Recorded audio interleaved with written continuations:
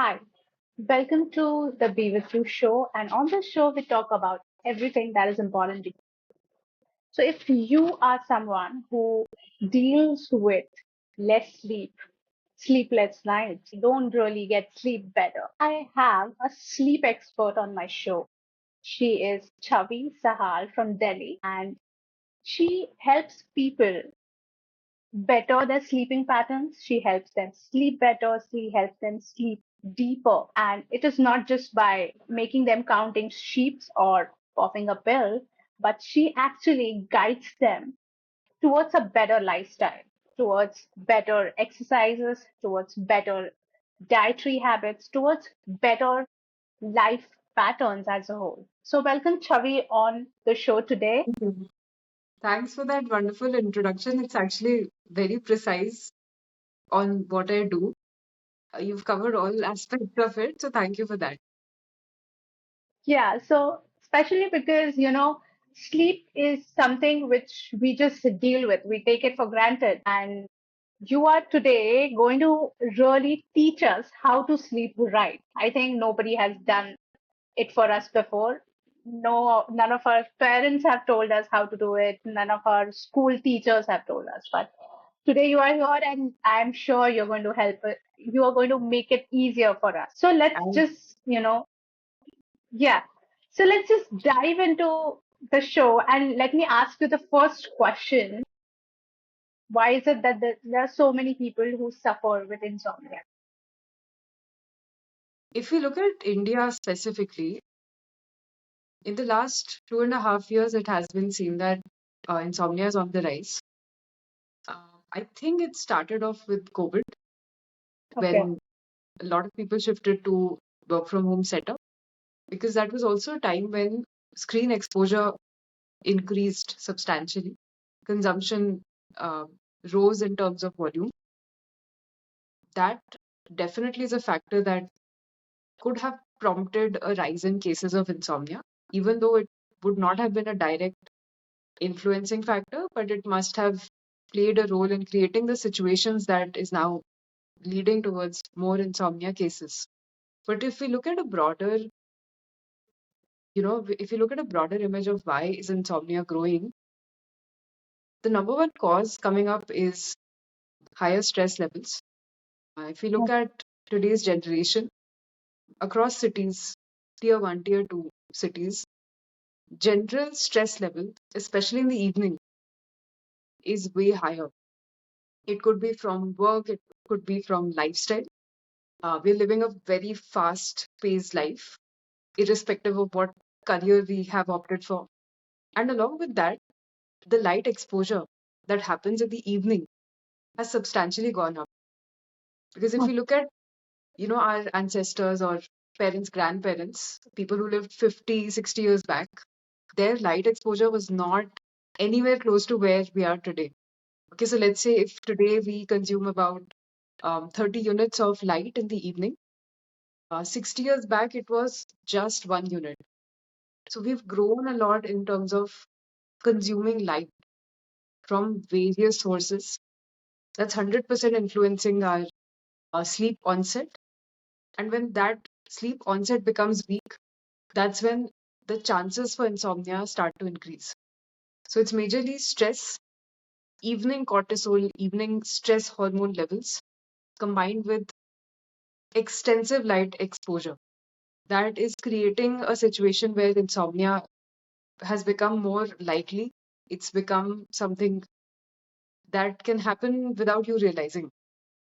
So, these are the two biggest factors that actually prompt towards insomnia. A lot of people also don't know this that most sleep disorders they start off they're more likely to start off because of lifestyle based conditions. It's said that 80% of the causes for sleep disorders are lifestyle based, and only 20% are based on genetics.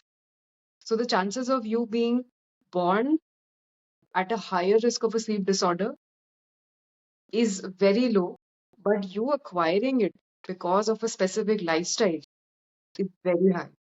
So that's something. that prompts more and more cases of insomnia as well. Okay. So, like you said, that there's a higher cortisol level, which really delays your sleep. I want to ask you the higher cortisol level because of our work or studies or whatever it is, it delays our sleep. And does the delayed sleep or less sleep affect our productivity? So, is this vicious circle that we are stuck in? Absolutely, absolutely. So, delayed bedtimes Hmm. means that your sleep window is delayed. Usually, Okay. when you're sleeping at later times, your body's capacity to generate optimum sleep falls. Okay. Because the body is programmed in a way to create the best sleep experience in very specific time windows of the day. So, for example, if you usually sleep around 10 p.m., your sleep window would probably be 10 p.m. to 6 a.m. But if you delay that sleep and make that sleep window 12 a.m. to 8 a.m., the sleep you get in that time will be lower in quality. So when you wake up, Okay. you'll feel more tired. You'll not be as mentally fresh. So it's definitely something that adds to how productive we are the next day in the way that it affects energy levels. A late bedtime window has a direct impact on how energetic you'll feel the next day, and that will further decide how productive are you going to be. Okay. Yeah, so the other day I watched an interview by Dr. Matt Walker. Okay, he's a sleep scientist, he's a doctor. Yeah.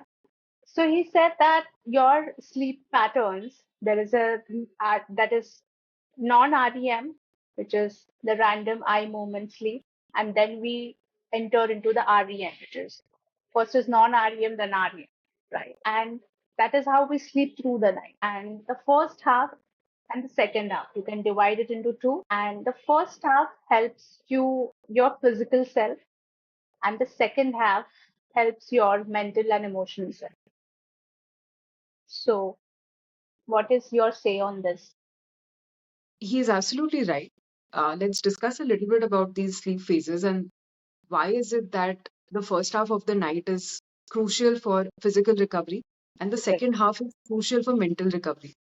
Right? Yes. So there are four stages of a sleep cycle. Hmm.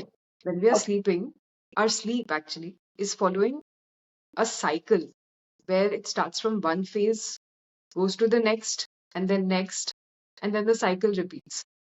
So if we look at one sleep cycle, there are four stages in it. The four Okay. stages are non-REM 1, non-REM 2, non-REM 3. Okay. Non-REM, which is non-rapid eye movement sleep, it's a phase of sleep where it has been noticed that the physical body relaxes itself Okay. and very specific activities like physical recovery, detoxification of muscles, these happen during non-REM phase of sleep. So the first three stages of a sleep cycle are non-REM 1, non-REM 2, and non-REM 3 sleep. Non-REM 1 and non-REM 2 sleep, they come under light sleep. But Okay. non-REM 3 sleep is what is deep sleep. And that's where physical recovery happens at a much deeper level. Deeper level. Okay. Yes. So on days when we don't feel physically recovered, it's probably because non-REM 3 sleep has not been covered substantially. This is a generalization. Tiredness could happen from other reasons also. But Okay. if you're not covering non-REM 3 sleep enough, that will make you feel tired the next day. So the thing with non-REM sleep, non-REM 1, non-REM 2, and 3, is that they happen in the biggest duration during the first half of the night. Okay, so non-REM 3 sleep, which is also called deep sleep, it's covered to the maximum in the first 2.5 hours of the night. That's by design. This is how the body generates deep sleep. So Okay. that is the reason why it's important that in the first 2.5 hours of your sleep, you make sure that it's consistent, it's happening within the same conditions. And when that happens, you'll see that your physical recovery will be optimum. So that is the reason why the first 2.5 hours or the initial phases of sleep are so important for physical recovery. Now let's look at the second part of it. The last 2.5 hours are crucial for proper emotional and mental processing. The last 2.5 hours is when REM cycles are the longest. So the body uh, goes through REM phase of sleep at the end of every sleep cycle. So towards the end, the sleep cycles that happen, they have the longest REM phases, such that nearly 40% of REM sleep gets covered within the last 2.5 hours. So it's a big chunk of REM sleep that is covered only during the last leg of sleep. And it's so important for our mental health because during the REM phase is when emotional processing is happening. With patients who have had mental health disorders, or anyone for that matter, let's say if you have had a traumatic event in your life and you're trying to process it, your REM sleep helps you to remove the negative emotion that you've associated with that memory. So when your REM cycles are getting completed, the same memory will feel less painful. It will be easier for you to process traumatic events if you're getting enough of REM sleep, as has been seen with patients who have PTSD, who have specific anxiety related disorders. So, REM is crucial if you want to stay mentally resilient, if you want to power through a tough time in life. And that's also the reason it's so important that you don't cut down on your sleep. Yeah. Because if you remove the last half of your sleep, you're not getting enough REM, and that will set you up to um, having unprocessed negative Emotion. emotions, not being able to deal with tough situations as efficiently. So, this is the reason why REM sleep, which is responsible for emotional recovery, happens in the end of the sleep. And this is why the last 2.5 hours of your sleep are crucial for mental recovery. Wow, this it is really fascinating to know how your sleep is healing you first physically and then it goes in deeper, it heals you emotionally. Amazing. So my next question to you is, most of us, we delay our sleeps watching Netflix. So our screens are what we really delay our sleep with. So Hmm. how does the screen affect our sleep? How is it really not letting us sleep on time? The screen light, which is basically LED light, it has a direct impact on melatonin production. Melatonin is the sleep hormone. Without enough melatonin, the body cannot enter into sleep. As soon as you watch Netflix, the light that emits from the screen, when it reaches your eye, the eye further sends a signal to the master clock. Okay, The master clock is a set of cells present within the pineal gland. It's called as the SCN. I'm not going to too much detail in that, but there's a master clock in our brains that decides when will we wake up and when we will fall asleep. okay, So when the master clock detects this light through the eye, it immediately switches off melatonin production.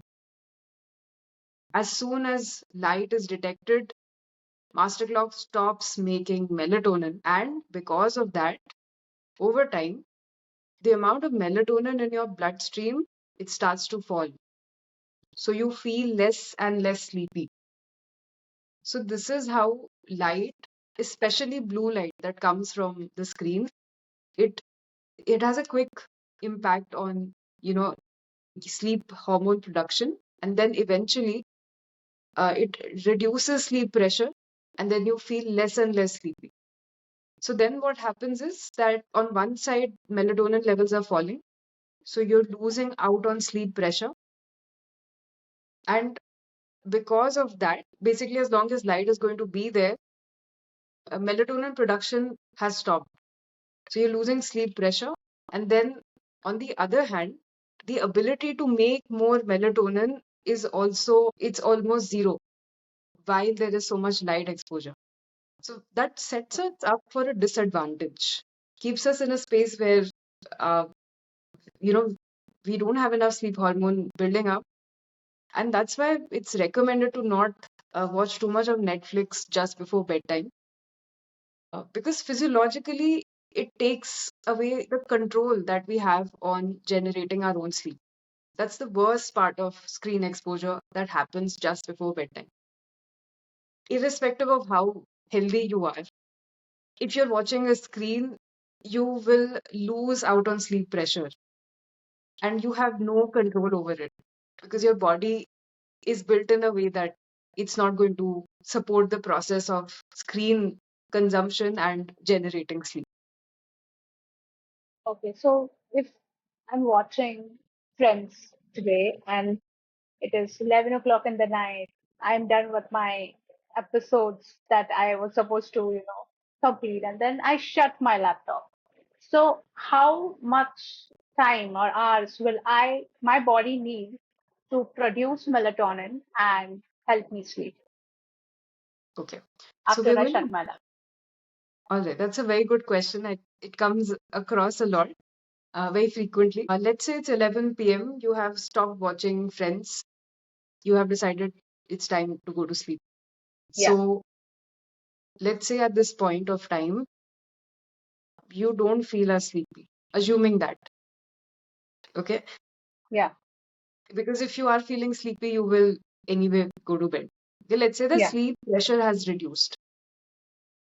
Normally, for 90% of the population, melatonin production is rising between 7 p.m. and 12 p.m. Between Okay, 12 p.m. and 2 a.m., it stays at a plateau. And then from 2 to 4 a.m., it begins to drop.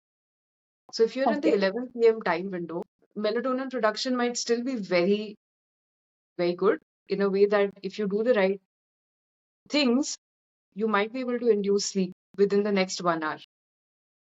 So once you keep your laptop aside and you want to fall asleep, this is what you can do.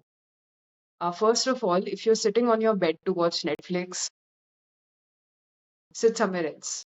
It's very important that you don't use your bed for activities other than sleep and sex.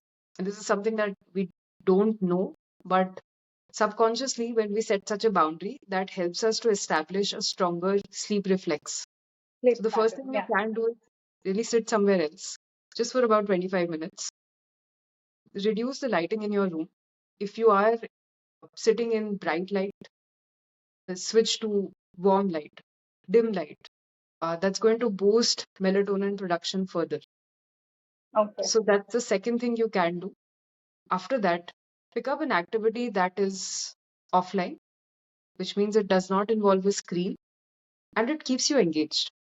So it could be reading, writing, cleaning your room, listening to a podcast, meditating, or drawing. Anything that keeps you involved but is not making you feel more stressed or alert and does not involve a screen. If you do these three things regularly, even if you watch Netflix at let's say between 10 to 11 p.m. and you want to fall asleep by 12, you'll be able to do that. So these are the three best practices that you can keep in mind to induce sleep before 12 p.m. So, which are I'm going to enlist them for all of us. First is not watching your show sitting on your bed. Very important. Secondly, dim your lights. You don't want a brighter light, so dim the light. And third is get involved in the activity where screen is not involved, which does not include screen. It could be listening to a podcast, cleaning your room, write a journal. It could help better. So yeah, I think This is something, it is almost a secret that you have given us, because all of us are watching Netflix till 11 o'clock, I'm sure. And we want to sleep by 12 because we have to catch our train in the morning. So thank you Ab- so much for that. And the next question I have for you is about coffee. So we go out on dates with our friends, we have huge mugs of coffee, and then we come back home. We have whatever little dinner we can, and now we want to sleep, but we are like, our coffee is not letting us sleep. So how do we go about it? So there are three deciding factors that will tell you whether a cup of coffee will impact your sleep or not. The Okay, first factor is timing.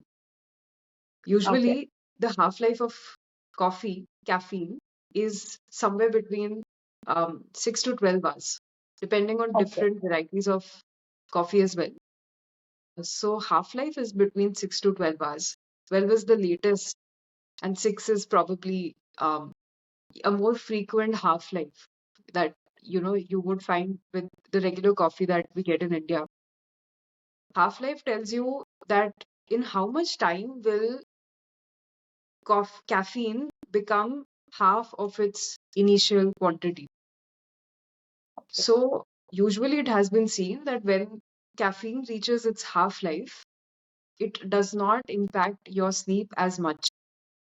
That's why it's such an Hmm. important factor when deciding upon coffee consumption, what its time should be.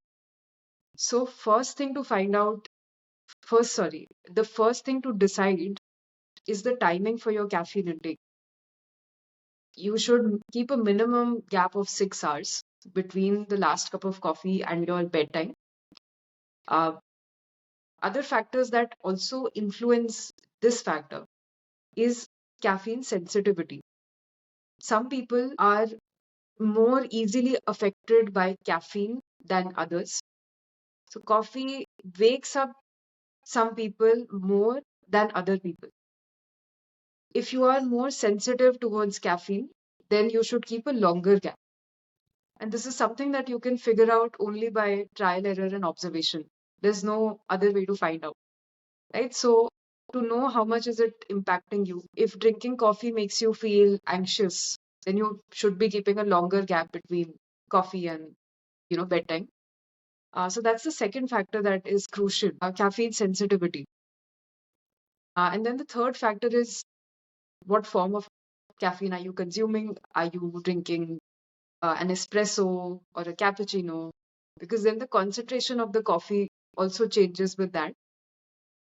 Espresso is strong, it has a quicker impact, might stay in your bloodstream for longer than other forms of coffee. So that too is something that needs to be observed. What forms of coffee are affecting you? Like a stronger coffee would affect you more than other forms. So that's the third factor that needs to be checked. And I'd also like to add another point over here that we think that caffeine is only present in coffee and tea, but it's also present in energy drinks and chocolate. So if you're a chocolate lover like me, then you need to keep a track of whether that caffeine is also affecting you or not. So generally, when people eat one piece of chocolate after their dinner and they cannot sleep, maybe that piece of chocolate is not letting them sleep.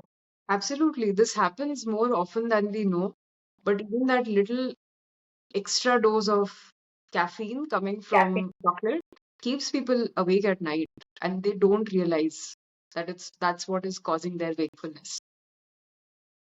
This is interesting. Also, I wanted to ask you if, does sleep affect weight? So if I want to lose weight, will adjusting my sleep patterns or improving my sleep patterns help me lose weight?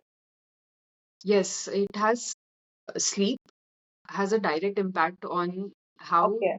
easily will you lose weight. Because sleep loss, let's say when you're not sleeping long enough, sleep loss has a direct impact on appetite. When you don't sleep well, two hormones that are controlling your appetite, their levels fluctuate significantly. These hormones are leptin and ghrelin, and they're deciding when will you feel hungry and when will you not feel hungry. So if you're chronically sleep deprived or your sleep patterns are inconsistent, the levels of leptin and ghrelin and the timings when they'll be secreted, they go into confusion and chaos. Like there's no, basically, these hormones go into a state of imbalance, because of which appetite significantly increases. You feel more hungry and you crave for sugary foods, complex carbs, everything you should not be eating if you're trying to lose weight. So that's where sleep loss directly impacts your weight loss journey and also your mindset to a very large extent. Something that we often ignore when we are going through a weight loss journey is the mindset. If you're not sleeping long enough, your willpower will substantially drop. You'll not be as in control of your habits as you would be if you are sleeping well. And when that mindset goes for a toss, it's impossible to stay on track with your weight loss regime. So that's the second indirect impact that comes on the choices that we are making in our life. After weight loss, I want to ask you, how does sleep affect women? I think most of the women I know, my friends, my colleagues, most of them, all of them complain that I am not getting enough sleep. They have dark circles, they have the skin, suffering or affected. Mm. So why are women really, struggling to sleep today? That's a very good question. It's been a mystery for a very long time as to why women are struggling to get enough sleep. Now it's way more clear. I think there are two big reasons for it. The first reason is that women have a menstrual cycle in place, which means that levels of specific hormones like estrogen, progesterone, they are changing throughout the month. That has a direct impact on sleep. Let's say if we look at the luteal phase, this 10-day period before the menstrual phase, that's when progesterone and estrogen levels fluctuate. Because of that fluctuation, women can experience sleep disruptions, pre sleep anxiety, or they oversleep. These signs, these changes, they happen solely because of hormonal fluctuations as well.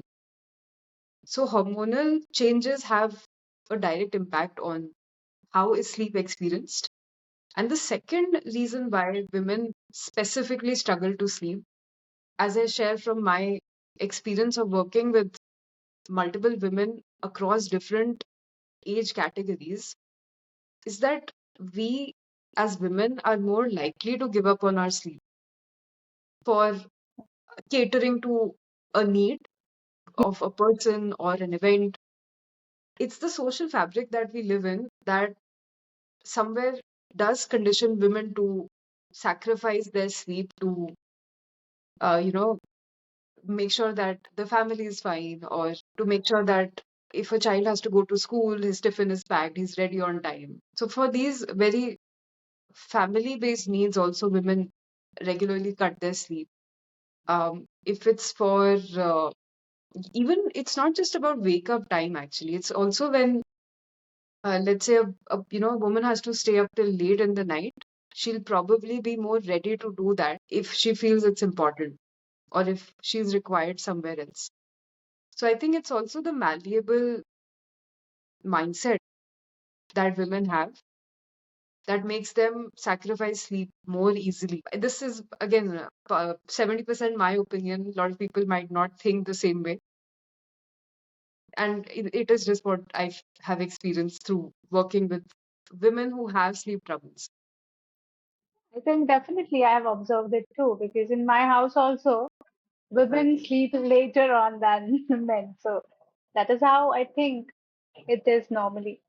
So from women's sleeping struggles, we'll go ahead and know if sleep or lack of sleep is affecting their reproductive health? Is it really, if you sleep less, does your chances of conceiving decrease with it? It does. We have research to prove that poor sleep patterns, suboptimal sleep, has an impact on fertility. There's still a lot of research going around on the topic, but what we know so far is that on a hormonal level, one hormone impacts the other.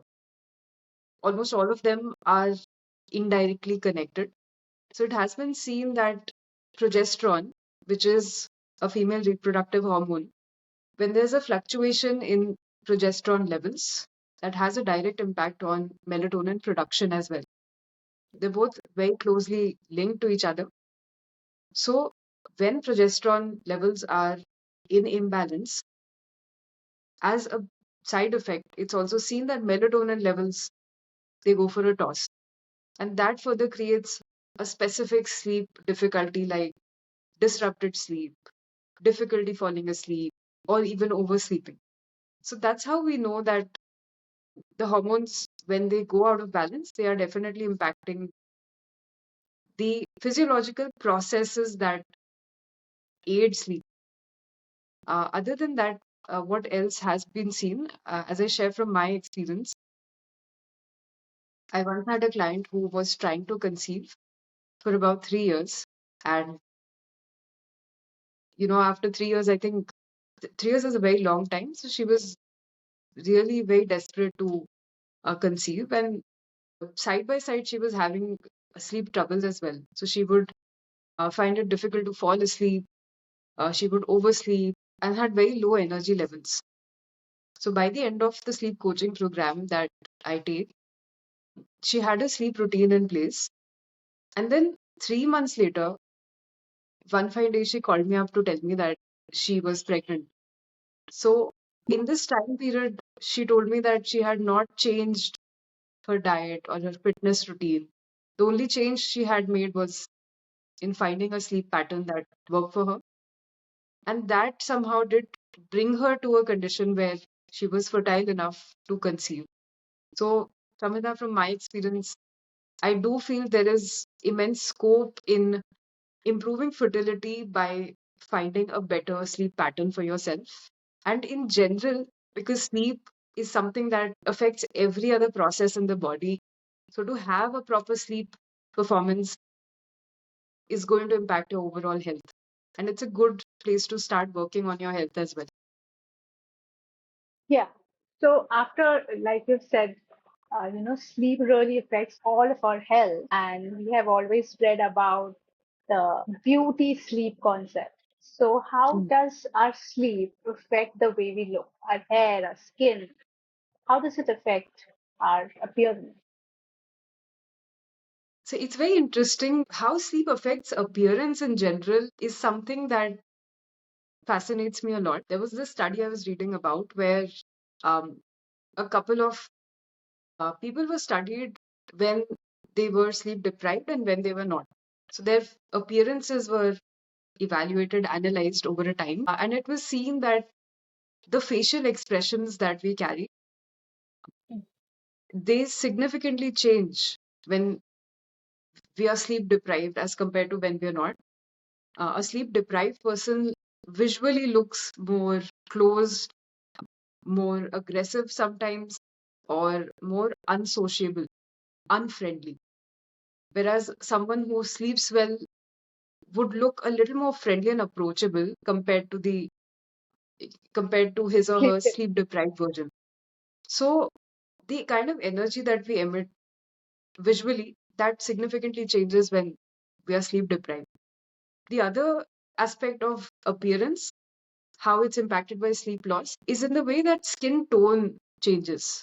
Okay, so there was a study done on 40 Korean women. They were all in their late 30s. And the point of the study was to find out whether skin changes with sleep loss. And it was seen that for this group of women who were sleeping less, most of them had lower collagen production. which was impacting how young their skin would look, how tight and how firm it would look. So that's where it has been seen that sleep loss does impact the texture and the build of your skin, how youthful is your face looking. And along with that, it also impacts pigmentation. It impacts how much is your skin sagging. So a lot of women who have, let's say, dark circles or, you know, drooping lips, all of these could also indirectly be linked to poor sleep. Yeah, so maybe instead of mixing the collagen powder and gulping it down, you could just sleep better and learn how to sleep better, right? For your skin to not sag. So the next question is something, something I ask everybody who comes on my podcast is how is the substances like alcohol and smoking affecting our sleep patterns? So generally, it is very common these days that people consume alcohol or people smoke, and especially when they are in stress, they do it more. So, how is it affecting your sleep? Nicotine has a direct impact. It seems that consumption of nicotine can lead to more sleep disruptions. It could also lead to you waking up earlier than your usual time, which we call as premature wakening. So, nicotine has a direct impact on sleep experience. Alcohol has a significantly worse impact on sleep, especially if you consume alcohol in the evenings. It's been seen that even if it's just one glass of wine, if you have it in the evening, there will be a drop in your sleep quality. Your REM cycles will get shorter, and that means when you wake up, you feel more tired, you feel groggy. So, this is what we know about alcohol and its effect on sleep. Normally, when you start consuming alcohol every night, your sleep quality can drop by 40% just with two glasses of wine. So that happens quite frequently. And if someone is doing this, has built this habit, it's very important to wean off alcohol as well. What it does is it makes you feel relaxed before bedtime. It will slow down your mind. But after you have gone into sleep, it will make sure that your sleep remains suboptimal and you wake up feeling more tired. So alcohol is a complete no, especially before bedtime. Uh, yeah, so this is what we know about smoking and alcohol consumption. Yeah. So let me tell you how did I find you. Okay, I was scrolling through my Instagram and I saw one of your reels where you were talking about the night owls and the early birds. Okay. So, and I am a night owl. Okay. I don't get sleep really well and quicker, and I always sleep late. I'm reading books or maybe binging on some Netflix show. And when you said that it is okay to be a night owl, it is how your genetic makeup is, and that is how you're made. So, this is something which helped me, you know, let go of that guilt that maybe I'm doing something wrong. I should sleep early and I should. So I have literally tried everything from setting my AC to a right temperature to putting better curtains on my in my room. But sleep is something which I have always had a problem with. So tell us about this night owls and early birds concept. The concept of night owl and early bird, when it was made, it was by and large made based on genetic composition. Okay. Early bird and night owl were chronotypes. A chronotype is a label that decides what would be your preference for a sleep time based upon the genes that you're born with. Chronotypes are night owl and early bird. It's a broad generalization. Today, chronotypes have diversified even more. Okay. Uh, Most of the night owls who are night owls by birth, which means that their chronotype from birth was that of a night owl, they have two foundational tendencies. The first one is that their energy levels in the first 3 hours of the day when they wake up, they wouldn't be as high as they would be in the second half. Okay. Yeah, Or they that is wouldn't be me. that. That is me. Okay. Yeah. Then in that case you are a night owl by birth. If this is something that has been consistent since your childhood, it's most likely because you have that night owl genetic composition. So night owls usually have a tough time waking up. When they're going to school, they're not as quick in getting ready, catching the bus, and starting the day as compared to other kids. So it's actually a night owl thing, to be honest. This is the first one. Then the second tendency of a night owl is they feel a rise in energy levels, rise in alertness in the evening. So from 3 p.m. onwards, they'll start to feel more productive, like, they're really coming into their best energy. And then in the evening is when they start to feel like they're giving their best to their work, or they're, being more creative.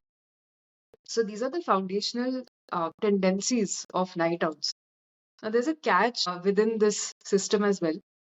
When we look at people who stay awake for very long hours, or who stay awake till 3 a.m., not all of them are by birth night owls. Some of them might have the genetic composition of an early bird, but they have built a lifestyle that has made them to stay awake till longer and has delayed their bedtime. So a lot of people who think they are night owls by birth, they are actually not, and they've built a routine that keeps them awake till later. It's a big distinction that needs to be kept in mind. Maybe I should just not entitle myself as a night owl. I should really look into what I really am. So after I this, think, I think yeah, yeah, yeah, I think I'll just add another point. For anyone who has the same conflict in mind, you don't know whether you truly are a night owl, or um, are you stuck in a routine that has made you a night owl. Go back to your childhood, the ages between 8 to 16, and just observe what kind of a child were you. Were you quick in the morning? Were you energetic in the first half of the day, or were you more energetic in the second? Have you been creative? Do you feel your creative juices coming in towards the evening? yes, These yes. small questions can really give you insight into whether you are a night owl or not. Okay. I think I was the most creative in the evenings.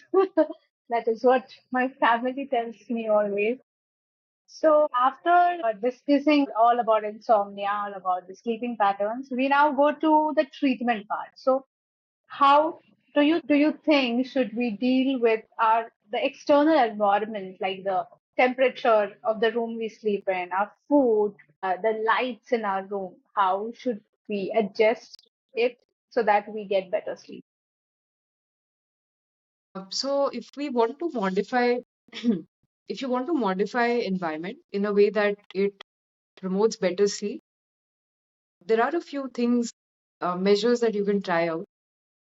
Okay. The first thing that can be done to boost melatonin production is to switch to dimmer lights in the evening. So Yeah. 7:30 p.m. onwards, you can switch from a bright LED light to a dim yellow light. And it might seem like a very simple move that does not impact as much, but in the longer run, that can really help you with feeling sleepier towards your bedtime. That's the first thing that can be done. Second, environmental change that can help out is 1 hour before bedtime, reduce room temperature by 1 or 2 degrees. It's said that when the environment is cooler, it's easier to enter into sleep. So you can put your AC on or fan on as you prefer and make your room slightly cooler. The third hack to sleep better is taking a warm water shower. It does the same thing as your AC does, to be honest, because your body gets warmer, it feels a little more cool. So that also helps you to fall asleep easily. Warm water is also good to relax muscles. So it can get you physically also relaxed, such that you can easily fall asleep. That's the second hack that works very well. Simple, easy to do, and creates a beautiful, comfortable environment for you to fall asleep. The third hack that works very well is using noise cancelling earplugs. There's a device available on Amazon which you can use to block sound. I think it's for less than $100 and it blocks out all noises. So when that happens, you are able to stay asleep more easily. And if you go to a new environment and you want to make sure that the environmental noises don't disturb you, then that happens when you use noise cancelling earplugs. So that's like a very simple hack that has immense benefit attached to it. Okay, and also beyond that, there are so many people who just pop a pill to sleep, you know. Hmm. There are certain pills which are, have chemicals in them, like the real compounds. And there are certain pills which has melatonin or melatonin secreting compounds. Hmm. So what is your idea about this? I think you ideally should not be relying on medicines or drugs to put you to sleep. Melatonin supplements once in a while are still okay. Let's say there's a one-off case or a worst case scenario that you know you have an important day tomorrow and tonight you're not able to sleep and nothing is working on you. In that sort of a situation, taking a melatonin supplement is okay. That too should be taken only if you know that melatonin supplements also have side effects. So there is a Yeah, chance that after taking a sleep gummy, the next day you can wake up feeling groggy or with a headache. That happens, yeah. and a lot of people don't know about it. So if you are aware about the side effects of sleep gummies and you are only using supplements and gummies in one of situations where nothing else is working out, then taking a supplement is fine. It's not such a bad idea, or it's okay. But it shouldn't become a habit, because when it becomes a habit, you are training your mind to believe that it does not have to, that your body does not have to generate sleep. The gummy is there. Yeah. And It is that, helped out. Yeah. yes, and that sets you up for insomnia in the later stages of life. So, ideally, what should be in place is healthy sleep pressure being generated at bedtime, having the ability to generate healthy sleep pressure before bedtime, and with that, occasional one off use of supplements only if required. But that sleep pressure has to be in place. And to do that, it's important to have the right habits and the right lifestyle, basically. So it all comes down to lifestyle and making sure that you keep your body in a way that it has that ability to induce sleep every night. So instead of depending on a pill, make your lifestyle better and you won't need a pill. You will just, slide into sleep very easily, right? And then Yeah, we come to the last question for today is so many people talk about power naps. Through the day when you are stressed, you should have a power nap so that it will recharge you. So is it a good idea or will it affect your sleep cycle, which, then in the mhm. night, how do you see power nap? I think power naps are a great tool to improve energy levels, alertness during the afternoon, as long as you're not taking your power nap too close to bedtime. So it's good to keep an 8 hour gap between your bedtime and your nap, because that allows enough sleep pressure to build up by bedtime. The other point to keep in mind when you're planning a nap is to not take a very long nap in the day. Ideally, Okay. a nap that's 20 to 30 minutes long, or sometimes is just 10 minutes long, should be enough to wake you up feeling more energetic. It's said that 10 minutes is also enough to feel physically restored. 20-30 minutes is good to feel mentally restored, because the Okay. first cycle of sleep, it gets covered within that duration. This Yeah. duration also varies from person to person. It's something that you can figure out by, again, trial and error. But these durations of 10 minutes or 20-30 minutes, they are enough to bring to you the benefits of a nap. So these are the two things to keep in mind. The third thing to keep in mind is to only take a nap if you feel the urge to take one. A lot of people make a habit out of it, especially as part of Indian culture. That afternoon Yeah. nap is a cultural, Thing. Yeah. construct. Yeah. So that is all. I think we got everything from you today about sleep and our sleeping patterns and how we can work on it. So, what is your parting message to India, as a sleep coach, especially the young people who are really struggling with sleep? So, what is your parting message to them? I think if you're a young person living a busy life, hectic, fast-paced life, try to understand and explore your relationship with sleep. What is it like? That's crucial to understand why are you not sleeping enough or why are you oversleeping. So if you really want to invest in being productive, being healthy, take some time out and think about your sleep and what is it like. If you're going through a certain experience of sleep, why is it happening and how can you make it better?